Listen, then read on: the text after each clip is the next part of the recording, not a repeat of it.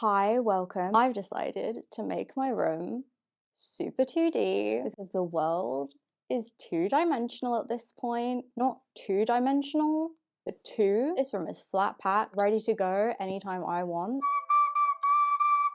For you, failure isn't a possibility. It's an inevitability, okay? I'm your dark angel cheerleader, so happy to be here to tell you that I think self-doubt gets a bad rap. I'm very certain of my own failure. And I think you should be too. I'm making the case for self-doubt. Self-doubt is judged in this shameful manner, while on the other end, confidence is seen to be some sort of signifier of someone's great authority. Self-doubt skulks so confidence can run, is probably my point. I'm sure you probably know this already, but if you look up the phrase self-doubt on YouTube, the following types of titles will come up. Freedom from self-doubt, overcoming self-doubt, how to, what? It could be up there, you don't know. Destroy self-doubt, eliminating self-doubt forever. You're lying. We won't be around forever. So in the meantime, people can just claim stuff. And we accept it. No one clicked on these videos and thought, ooh, Afterlife me is gonna be a confident little Casper. There's probably been countless seminars and years spent trying to get in the ring with self-doubt and clobber it. And I just don't think that's worked out. So instead, let's pick apart what is good self-doubt and what is bad self-doubt. And I'm making no groundbreaking statements, but also I think it's important to stress.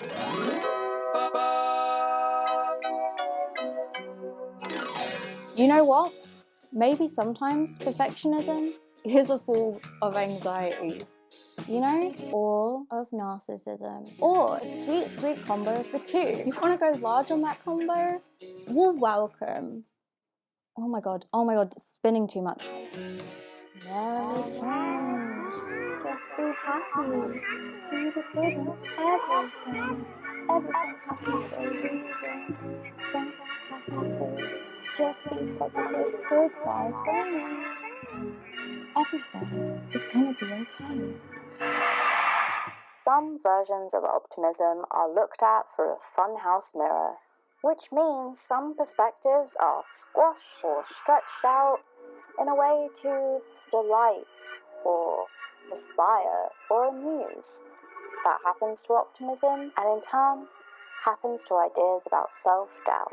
The original reflection still exists, even if you've entered a funhouse with it. I don't know how many of you watched Inside Out. I don't know how many of you need to watch Inside Out, but something's showing about the way you watched Inside Out, and we should probably talk about it more.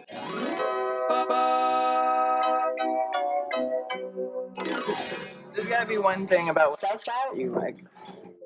The details of our past existence can obviously educate us. There's an ever-evolving realm of information about you. Self-doubt sometimes speaks from a place of self-awareness, and it's good to keep that in mind. It's just not always going to be a positive experience to have self-awareness. Like, I'm so aware of the storm brewing outside. The storm is very much performing right now. It's doing all the tricks and it's redoing them. It's brewing and redoing. Like, can we go for take two on that? Gotta blow those trees a little harder this time. Having self-awareness does mean having a broad amount of opinions about yourself. An understanding of your opinion about yourself may actually be indicative of something else rather than a truthful depiction of who you are. Analysing my capabilities in a personal, thoughtful way means that challenging myself and questioning myself is a truthful and, in the end, helpful experience. Could I go on a run for 20 minutes straight today? No, not with that attitude. Just don't give up. Am I accepting the fact that I wouldn't be able to go for a run for 20 minutes straight? Yeah, but am I accepting it as some kind of permanent information about myself? No, and that seems reasonable to me, because I only really do interval cardio because I haven't prioritized changing that up.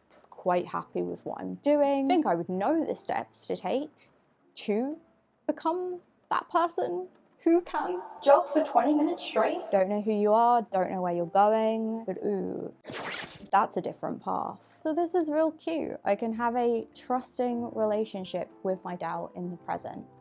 And if there's a point where I change the factors listed, then I can re-examine where that doubt's coming from. How much are you saying you can't do this? And is the reason for that justified? Like, I used to doubt that I could hit the high note on Ariana Grande's Imagine song, right?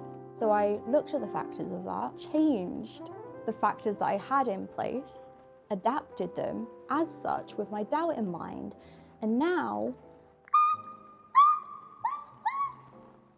it's still a major X to doubt, but at least I understand that doubt more than, oh my god, it's Ariana Grande, I couldn't possibly. It seems to me when your self-doubt is acting as self-awareness that's just a little icky to the heart. Trying to listen to it can of course be tricky. The kind of questions you can ask yourself are about the reason you have that self-doubt. Where is it coming from? Of course, it's coming from a place of insecurity, but what was that insecurity born out of?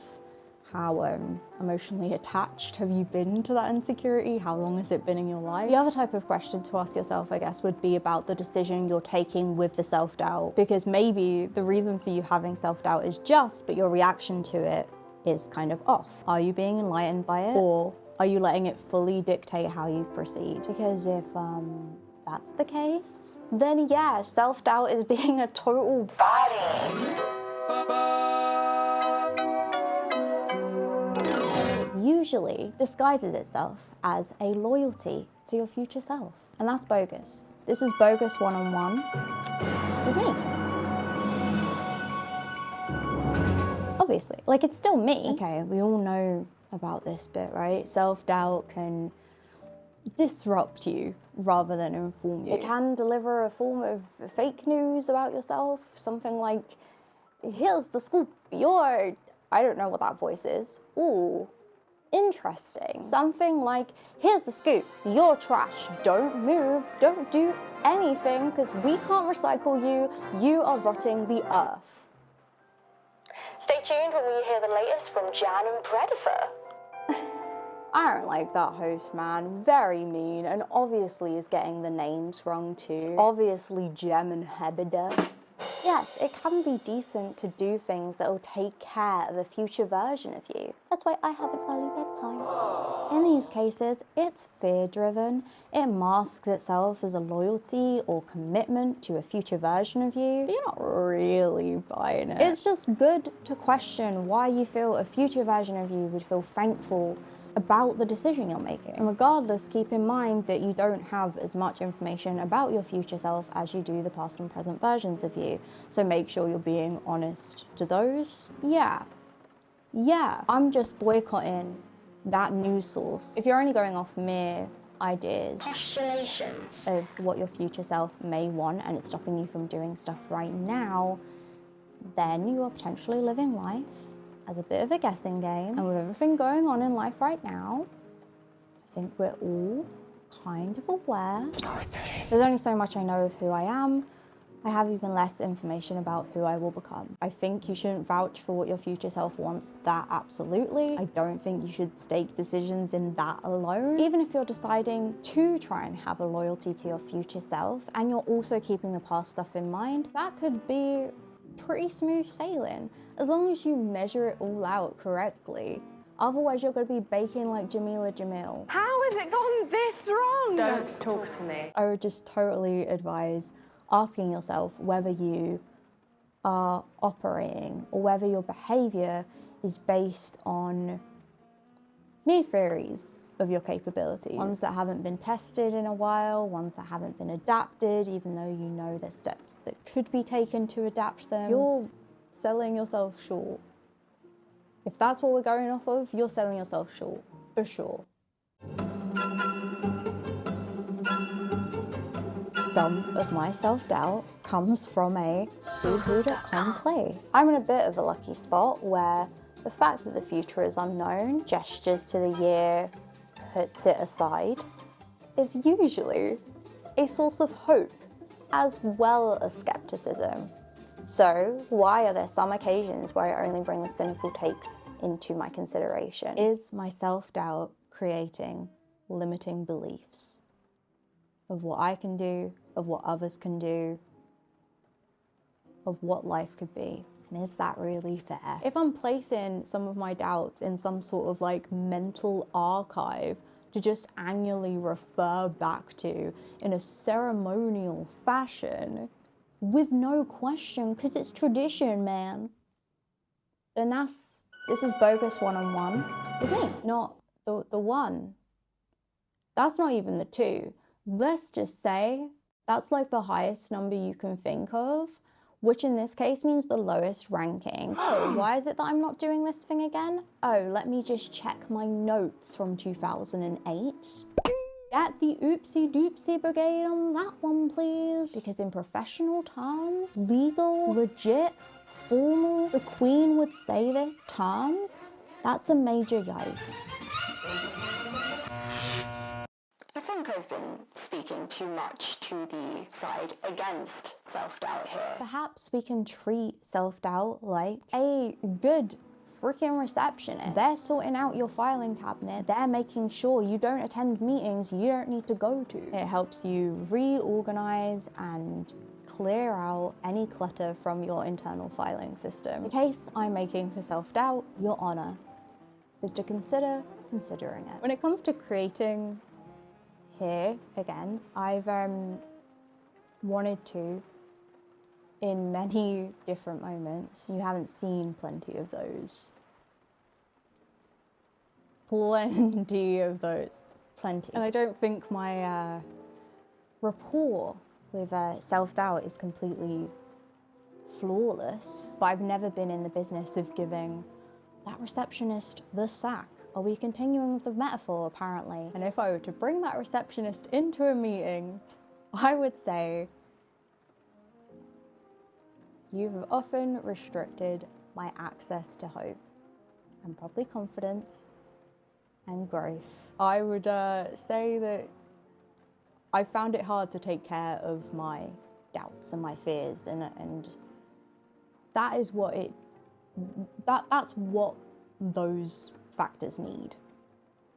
They need your attention, because they'll get it either way. Your doubts need your compassion and understanding and patience, and you do need to put a pin in some of them, make space for them, make time to really sit with them and see if there's anything sensical coming out of there. Because the funhouse method of taking whatever reflection or perspective you have and squashing it or stretching it